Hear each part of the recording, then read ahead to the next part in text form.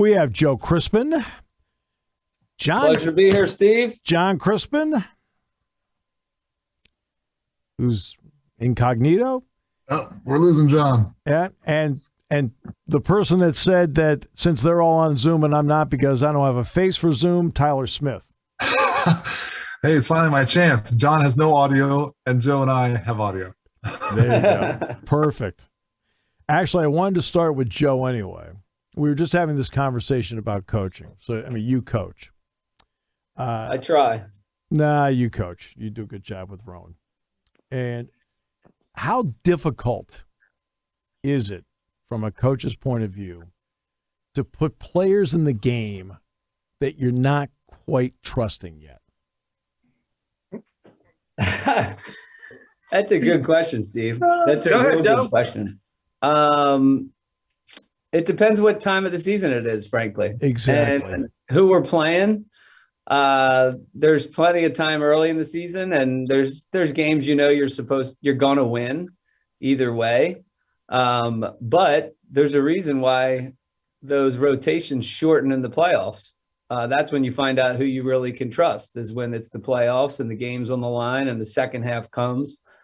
We usually say our rotation's bigger in the first half than it is the second half. Mm-hmm. And if you want to get it in the second half, you got to earn it. You got to prove it. You got to show it. Steve, can I ask your follow-up question? Go for it. All right, Joe, would you have been a player that you would trust in a late game situation? That's a loaded question. Absolutely, 100%.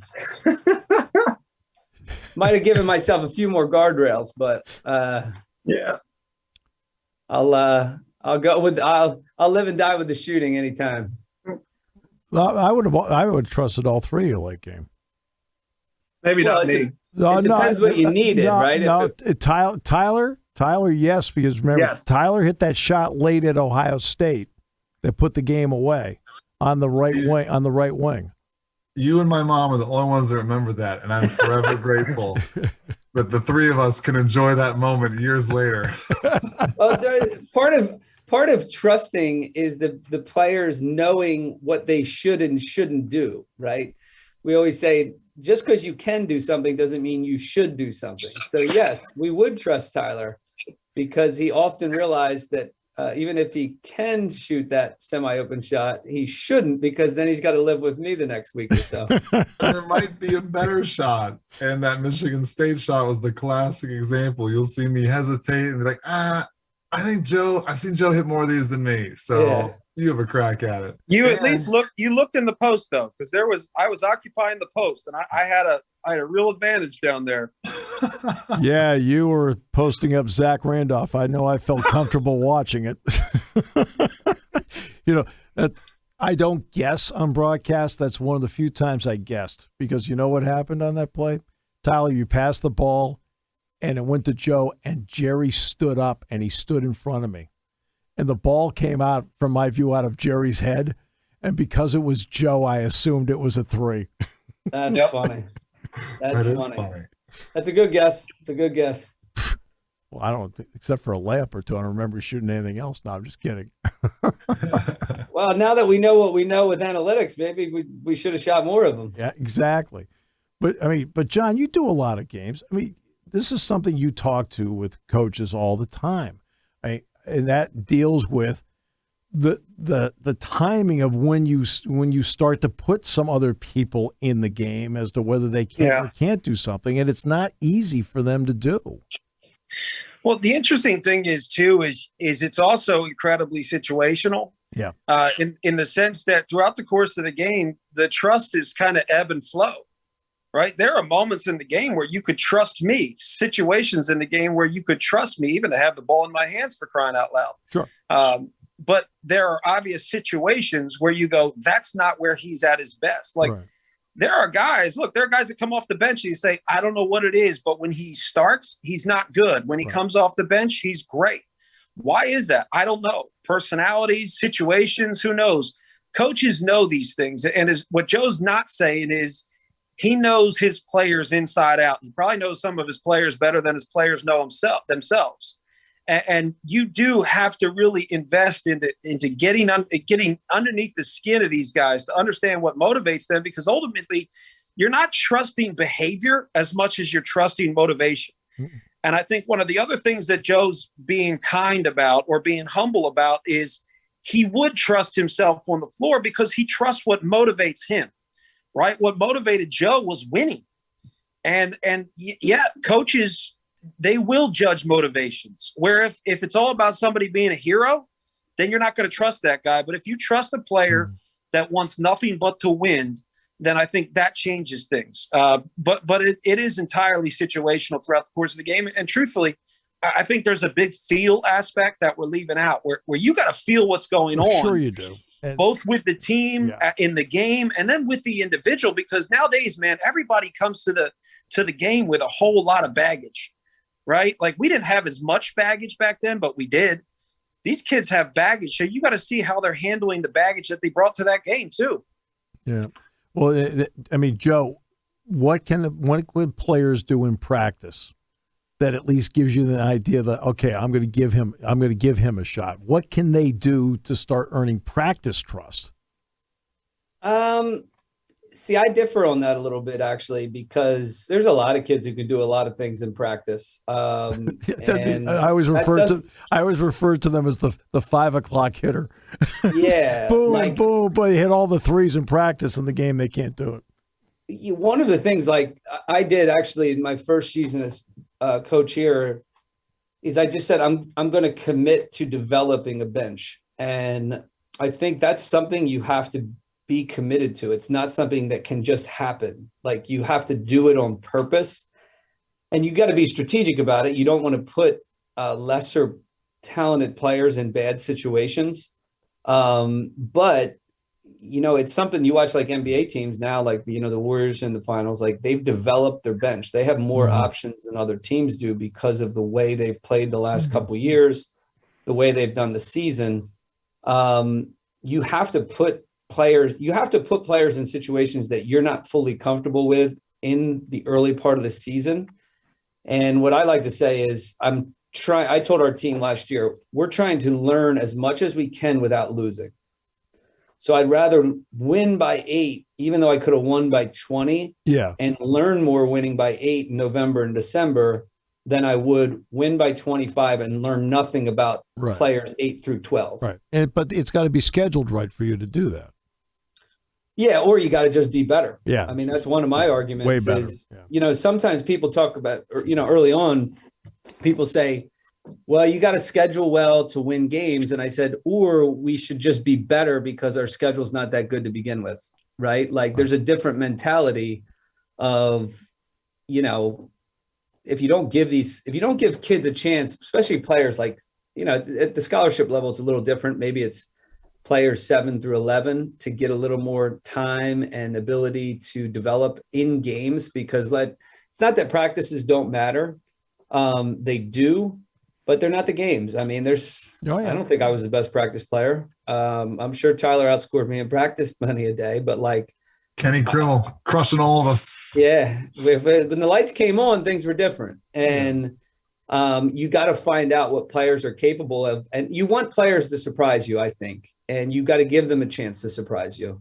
That doesn't mean you lose the game over it, but it might mean the game's a little closer than maybe it should be. And if you're getting good enough players, then you should win the game anyway. I mean, players come in and look, everybody was the best player on their team.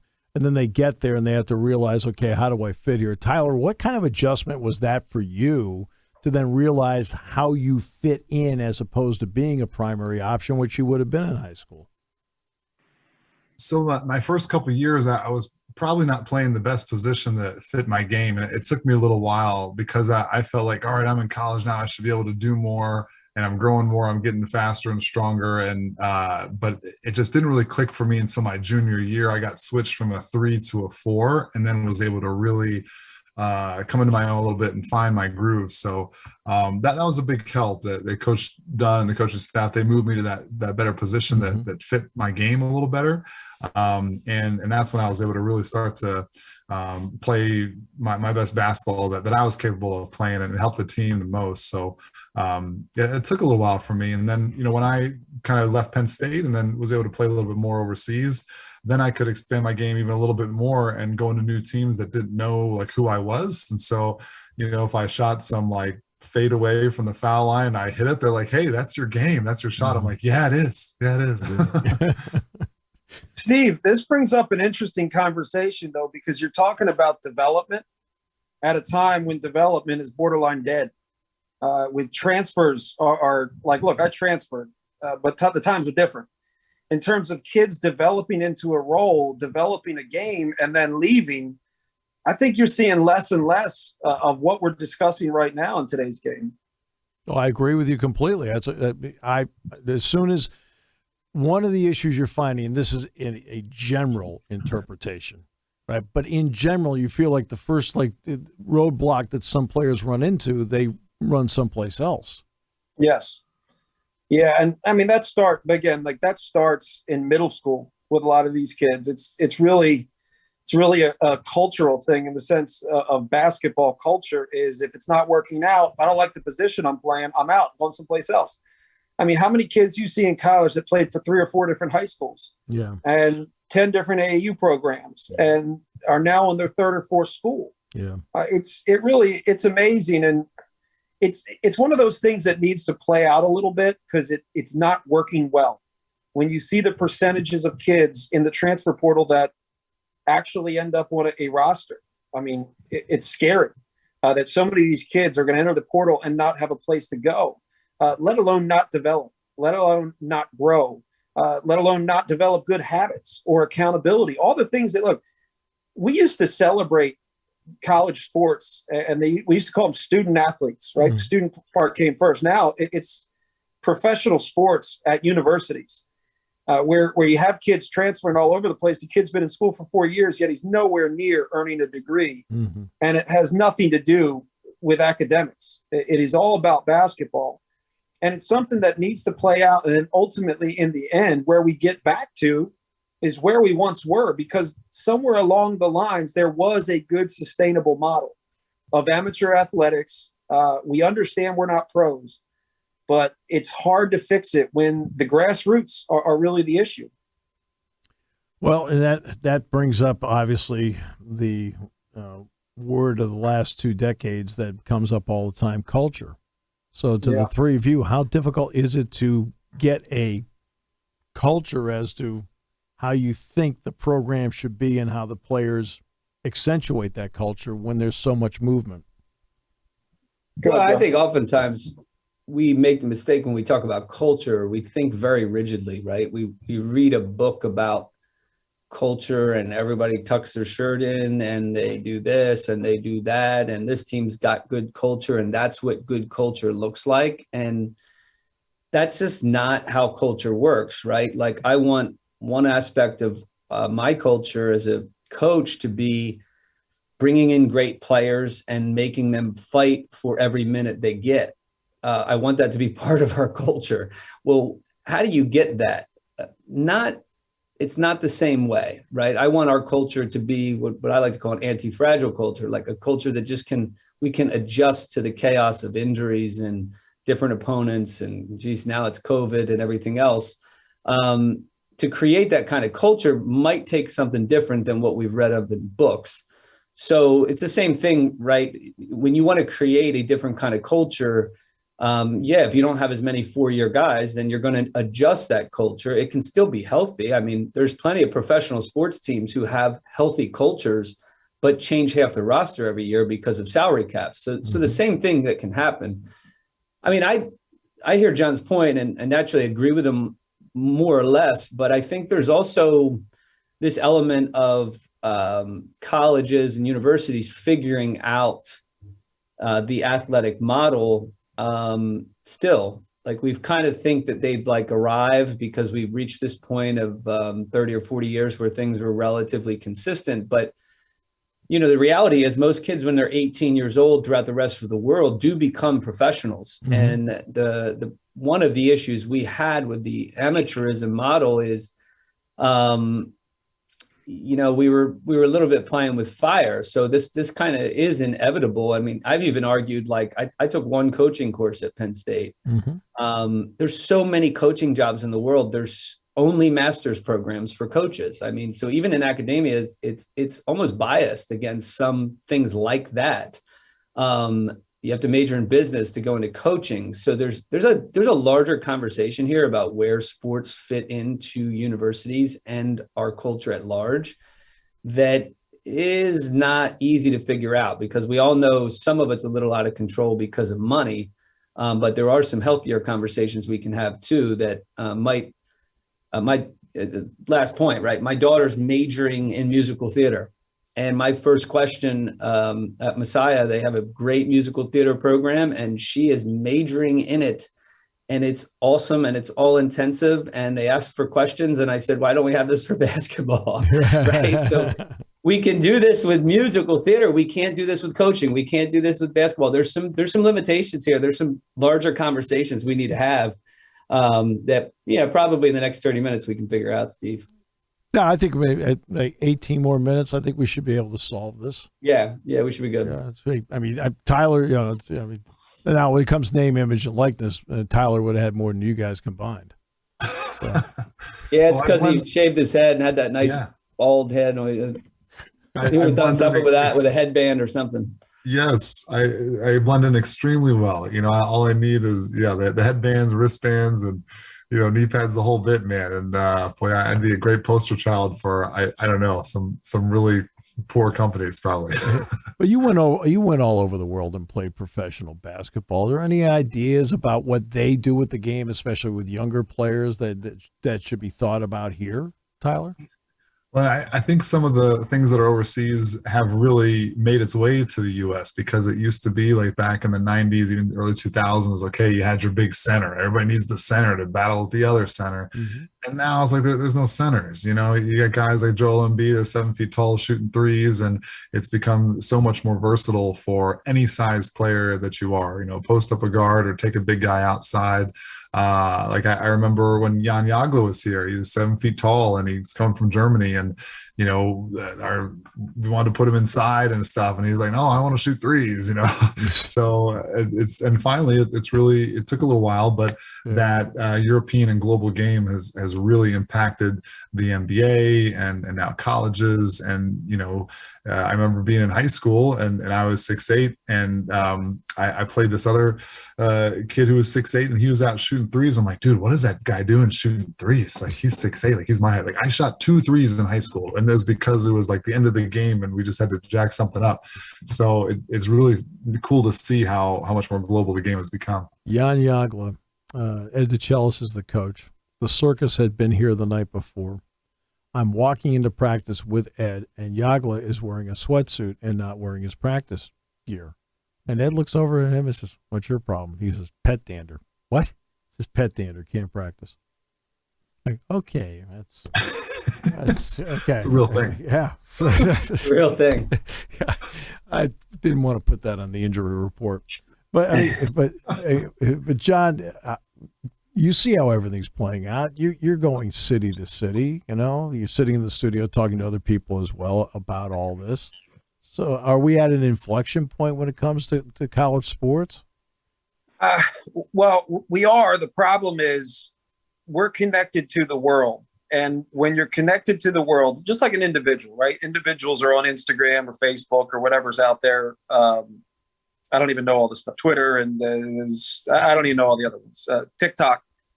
And they see the rest of the world and they say, I want this piece of that. And I want this piece of that. Yet nothing is universal and nothing is perfect. Like, we are unique. Like, college sports in the United States of America is unique. It doesn't exist anywhere really at this level in the world. Right. Yet we look across the globe and we say, well, I like that piece of this. I want that. I want this piece from the NBA. I want this piece from this place overseas with these junior programs. But the reality is we're unique.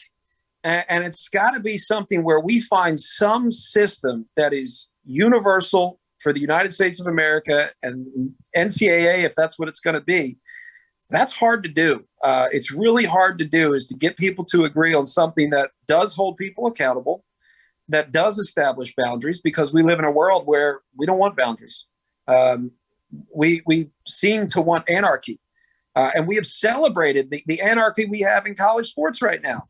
We've laughed at the fact that the NCAA is, excuse the term, neutered in terms of being able to enforce, where Congress has gotten involved, the Supreme Court's gotten involved, and there's no governing body because there's no body that can hold anyone accountable. And that's the slippery slope I think we've come to. I'm okay with change. I'm okay with movement forward, progression, whatever it's going to be. But it's got to be progression with guidelines. It's got to be progression with understanding. Right now, it's the Wild West. And look, we are also mimicking society. Let's just be real here. As society moves and advances in one direction or another, even if it's just popular opinion, sports is following the same model. So we are in the midst of a social movement more so than anything else in sports, where it's about getting your fair share. That's what it is. Like, I am going to get what I'm worth. Well, you're not worth $10 million because a bunch of boosters came together and put $10 million to entice you to come there. That's not the world that this needs to be. That's not sustainable. So I do think that we have to understand that the kids do have value, and we need to allow them to realize their value. But adults, once again, are the problem. Like, we talk about this as if kids are the issue. Ultimately, it's the adults with the biggest paycheck who will break the biggest rules.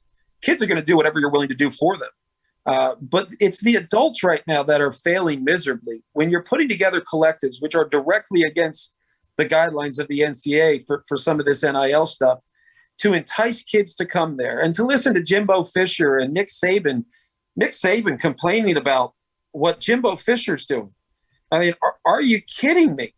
This has been happening for years at Alabama, and now it's so obvious at Texas A&M with all these decommits and kids that are now going to Texas A&M and then telling their school that they got a better deal. So if you want to up your offer, I got a better deal elsewhere. I mean, this is not sustainable. That's what concerns me the most. Part of that concern, if I'm being completely honest, is I like what I get to do, man. I love getting to call college basketball games. I love getting to go to arenas and seeing the energy, the excitement for that team on the floor, and the almost pure hatred for the opponent. Mm-hmm. It makes it so much fun. And I think, and when I say I think, I am adamant about this. I believe this. We're going to eliminate that part of college sports, where if these are professionals, then you don't have the same connection to them that you once had when they just wore the letters on the front. You are now connected to them for the value that they bring you, which is what? What value does that bring the students in terms of the student body and the population? Like, it doesn't. Ultimately, we celebrate the name on the front of the jersey. And I do think that we're running the risk of seeing that part of it go away. So for the three of you, and I'll start with Tyler, and then we'll go to Joe and then John. What is fun about college sports today? What's fun about college sports to me? Yeah. Well, if you went to that school, I think it's that connection you have because you're cheering for, like, that's your team. Like, I don't watch a ton of college basketball, but if Penn State is on, like, I want to know how they're doing. You know, like I have that connection because I went there. So you feel that. You know those guys when they're showing shots of, like, you know, leading into the break of, like, you know, the college Ave or whatever, like that's really cool to see. But yeah, I mean, I think that's one of the initial things that comes to mind. And yeah, I don't know. What do you think, Joe?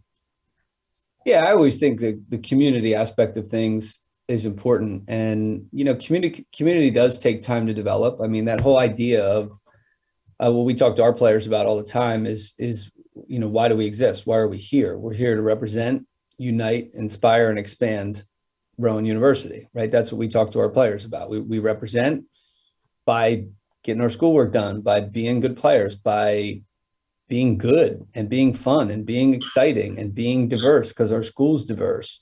We unite by doing the same thing, right? We inspire because we're not boring, right? That's one of our reasons we don't want to be boring. We want to inspire our community. And then expand. We want to be a reason why people learn about rowing. I mean, that's how we frame it to us. And that was my experience at Penn State. And that's why it was special. That's why it was fun. It is harder to get that in professional sports. It is. I mean, Tyler can vouch for that. I changed teams a lot in my professional career. That is often kind of normal. But, to John's point, and I think he's correct, like things are changing. It's probably inevitable, but it doesn't mean you can't get the stuff that we all enjoy and like, but it does mean it's going to have to be done a little bit differently. And, there's a lot of people who might not know how to do it, frankly, because the old system was run one way and you're going to need to adjust. The one last thing I'd say in light of that is like, all this stuff is going to take time to play out, because even with finances and money, I mean, there's many, many universities whose, baseline budget is dependent on donations. And the moment, it's not like we're creating new money, right? We're just moving money around so that athletes get it more, right? It's going to take some time for universities to figure out and athletic departments to figure out of like, oh, we're not just adding, they're not just coming up with this $10 million for these collectives out of nowhere. People are choosing to move their money to someplace else. Mm-hmm. So it's, and then what else is going to happen is they're going to realize like, you know what? You're not as valuable as we thought. I think there's also that element. Kids are growing up today in this environment where everyone just tells them how incredible they are and how valuable they are. And, sooner or later, 98% of them realize, wow, there's way more of me out there than I realized. And I need to be a better basketball player. I need to be a better person. I need to change some things in order to last in this basketball business or whatever it might be. But at the end of the day, I do think it's possible, but it is going to shift. It's going to change. Well, it's interesting. Joe brings up the unification point. And that's a word I love, and it's not used enough in our world today. Sports, it does that. It unites people. I mean, from all over the world. I mean, look at our team. Look at our team at Penn State. This is Penn State. I mean, my team at UCLA was a little different, but still the same in this regard, where it didn't matter where you came from. You were united with one common goal. And once you get there, you realize you're united in the representation of an identity that's bigger than yourself. And I think that's something that is on the chopping block right now. It's the identity that is the university. It's the identity that is the Penn State Nittany Lion basketball team is a representation of Penn State, which encompasses what? It's the university, it's State College, it's all the alumni that's ever gone there. As Tyler mentioned, that's what he loves to tune in and just see what's going on with the team. Like, those are the things that are special. They're still special, but I do believe they're at risk at this point. Because one of the things I love most about college sports is that they are amateurs. They're not that good. And Joe will attest to this. Tyler can attest to this. You play professionally, you understand what pros are. Pros are not just a certain skill level. Pros are our way of thinking. Pros are our way of living up to habits, self-accountability, self-motivation. Like, there's so many things that make you a pro. And the more you watch college sports, the more you realize these guys aren't pros. But I like that. Like, I like that there's a next step. And this is something that's highly competitive. You represent something far bigger than yourself. And that's what I don't want to see go away. I don't want to see, Penn State just become its team that it's been able to afford. I want to see kids that I want to see Titus Ivory. Like, that's what I want to see. I want to see Titus Ivory. I want to see Jarrett Stevens, right? And I'm talking about guys that aren't here. No offense to you guys. I want to see Dan Earl and Pete Lisicki and Calvin Booth. Like, to me, those were Penn State guys. I want to see John Harrer, for crying out loud. In a world that pays guys to play, is John Harrer on the team? The answer is probably not.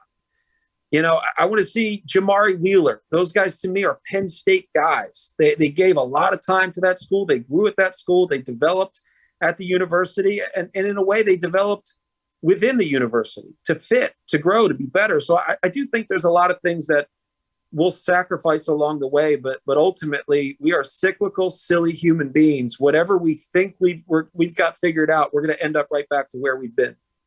Short shorts, man. Short shorts. Yeah. And short shorts. Yeah, that's right. Short shorts. And it's amazing though, but there's just in closing out here, but people don't realize there's a bond. I mean, look at it, 21, 22 years later, the four of us, right? Because we're all together. You guys played and I announced it. Still, I mean, there's still that bond. And that's something, that, I think. Well, Steve, let's be real. Some of today's people will miss out. You were very nice to us. So we will always be indebted to you. There were a lot of 20-point losses that you made sound like 20-point victories. So there's some art to that. All right. So Joe, John. I don't remember any of them. Joe, John, Tyler, you guys are the best. Appreciate all the time you gave today. This is something we could talk about for hours. Yep. Always a pleasure. Look forward to seeing you. Yep. Look forward to seeing you guys. Thanks, guys. Thanks, Steve.